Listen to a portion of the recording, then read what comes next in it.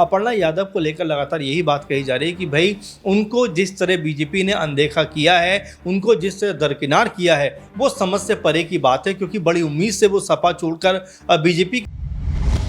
हरियाणा जम्मू कश्मीर के बाद अब और राज्यों का नंबर आ चुका है, क्योंकि चुनाव आयोग ने उन तमाम राज्यों के चुनावी तारीखों का ऐलान कर दिया है जहां जहां चुनाव होने हैं। महाराष्ट्र भी उनमें शामिल है, उनमें झारखंड भी शामिल है, उनमें वायनाड सीट भी है, उनमें उत्तर प्रदेश के उपचुनाव जिन 10 सीटों पर होने वाले हैं। हालांकि अपने दर्शकों को बता दूं 10 सीट पर चुनाव होने थे, लेकिन 9 सीट पर चुनाव होंगे। मिल्कीपुर, अयोध्या की मिल्कीपुर सीट है, वहां पर चुनाव नहीं होंगे। तो ऑल ओवर अगर देखा जाए तो चुनाव आयोग ने चुनावी तारीखों का ऐलान तो कर दिया है। अब यहां पर यह देखना होगा कि कौन हारेगा, कौन जीतेगा और किसके हारने और जीतने से आगे के समय के चुनावों पर फर्क पड़ेगा। लेकिन अगर मैं उत्तर प्रदेश की बात कर लूं तो यहां पर बीजेपी पहले के मुकाबले क्या अब मजबूत हुई है, क्योंकि लोकसभा चुनावों के वक्त हमने देखा उत्तर प्रदेश में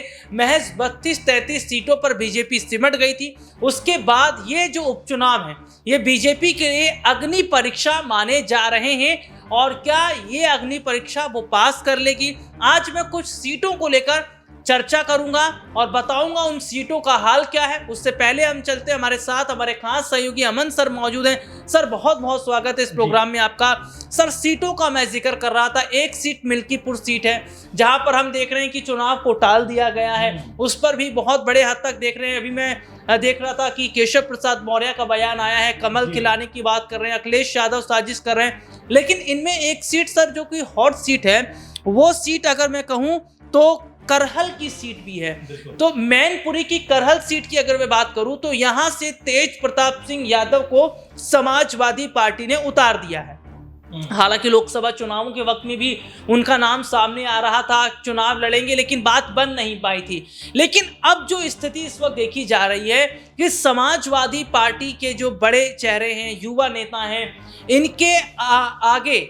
इनके खिलाफ, इनके विरुद्ध बीजेपी कौन से बड़े चेहरे को उतार सकती है। बार बार सर एक चेहरा घूम फिरकर जरूर सामने आता है, वो अपर्णा यादव का इसलिए भी है क्योंकि हाल ही में हमने देखा कि अपर्णा यादव की बगावत बढ़ रही थी। अमित शाह का फोन तक उनके पास आ गया था। उसके बाद हम देखते हैं कि एक जिम्मेदारी अपर्णा को दी गई थी, लेकिन एक बार फिर अपर्णा यादव के नाम की चर्चा हो रही है कि क्या उन्हें उपचुनाव में भी उतारा जाएगा। तो सर क्या मैं अगर बात करूं तो मैनपुरी की जो करहल सीट है, यहां से क्या अपर्णा यादव पर अगर दांव खेलती है भारतीय जनता पार्टी तो तेज प्रताप सिंह यादव को मात देने में कामयाब हो पाएंगी?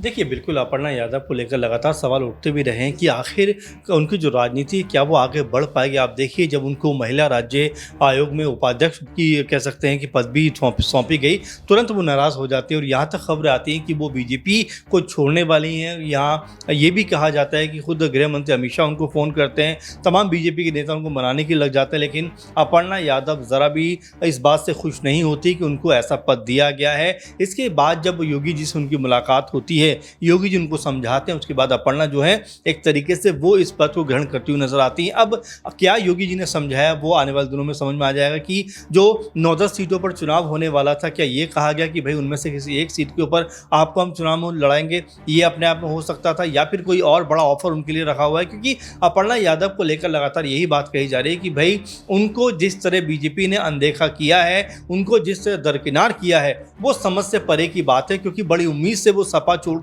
बीजेपी के अंदर शामिल हुई थी। कह सकते हैं कि मुलायम परिवार को छोड़कर इस तरफ आई थी, और ये एक बहुत बड़ा कदम उस समय माना जा रहा था। लेकिन उसके बावजूद बीजेपी ने जिस तरह से उनको अनदेखा किया, हर तरफ ये सवाल उठ रहे थे कि बीजेपी नहीं चाहती अपर्णा यादव आगे बढ़े। अब जबकि 9-10 सीटों पर जो अनाउंसमेंट हो गया है, तो क्या जो करहल की सबसे महत्वपूर्ण सीट मानी जा रही है, जो खुद अखिलेश यादव ने कह सकते हैं सांसद बनने के बाद छोड़ी है, क्या वहाँ पर अपर्णा यादव वर्सेस तेज प्रताप यादव का ज़बरदस्त मुकाबला देखने को मिलेगा? और इस बात से ऐसा हमने देखा है बारंबार कि अपर्णा यादव बचती रही हैं, लेकिन अब वो शायद दौर निपट चुका है, ख़त्म हो चुका है, गुजर चुका है। और जिस तरह से आपने देखा कि अपर्णा यादव ने कह सकते हैं कि खुलकर एक तरीके से बीजेपी के लिए बयानबाजी शुरू कर दी है। जिस तरह से कह सकते हैं कि अपर्णा यादव ने स्टैंड लेना शुरू कर दिया है, वो ये बताता है अपने आप में, क्योंकि आपने देखा होगा कि जब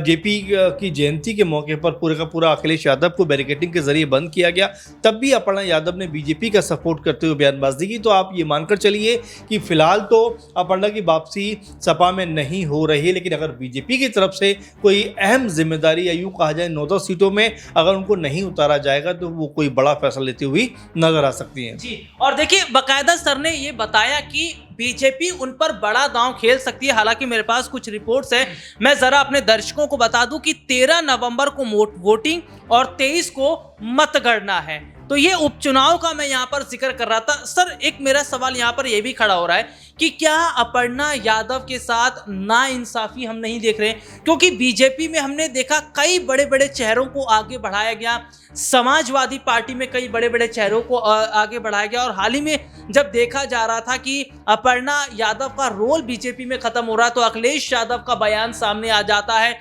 शिवपाल यादव का बयान सामने आ जाता है, समाजवादी पार्टी के कई बड़े नेताओं का बयान सामने आता है, जिसमें वो कहते हैं कि बीजेपी में अपर्णा यादव के साथ ठीक नहीं हो रहा है। बहुत सोच समझकर अपर्णा गई, लेकिन इस तरीके से उनके साथ जो हो रहा है ये चीजें बताती हैं कि अपर्णा को कहीं ना कहीं बीजेपी में दबा हुआ वो खुद को महसूस कर रही है। तो सर एक यहाँ पर सवाल, मेरा 2 सवाल है कि क्या माना जाए कि आने वाले वक्त में समाजवादी पार्टी की तरफ से कुछ ऑफर अपर्णा को मिल सकता है, और दूसरा बड़ा सवाल यह है कि क्या अब वो वक्त आ गया है कि जो तमाम विरोधी बात कर रहे थे कि अपर्णा को दबाया जा रहा है या अपर्णा को बीजेपी में बड़ी जगह नहीं मिल पा रही है, तो कहीं ना कहीं उन पर भी ये दांव खेलकर आजमाया जाए कि कितनी बड़ी पकड़ उनकी है, जनता के बीच में क्या पकड़ है, कितना वोट बैंक उन्हें मिल पाएगा, यादव उनको लेकर क्या मानते हैं। देखिए बिल्कुल जाहिर बात है कि अपर्णा यादव का जो अब तक का नाम रहा है, और वो सब नाम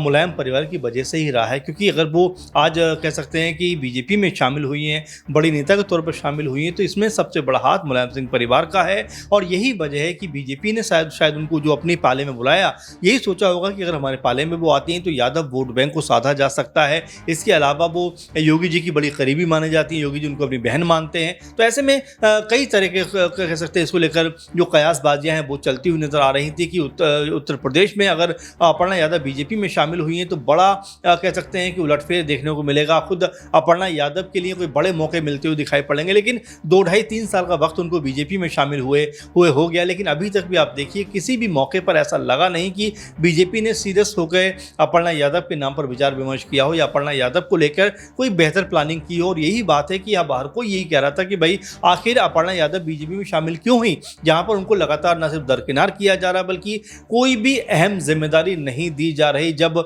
महिला आयोग में उनको उपाध्यक्ष बनाया गया तब भी वो नाराज हो गई कि भाई ये क्या पद मुझे आपने दिया है। तो ये तमाम बातें ऐसी हैं जो लगातार अपर्णा यादव के